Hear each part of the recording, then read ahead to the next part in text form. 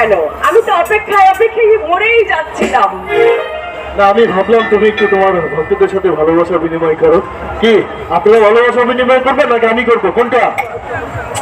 প্রিয় নায়িকার সাথে আপনারা ভালোবাসা বিনিময় করবেন নাকি আমি? কি নাচ গান হবে? নাচ গান হবে? ওকে।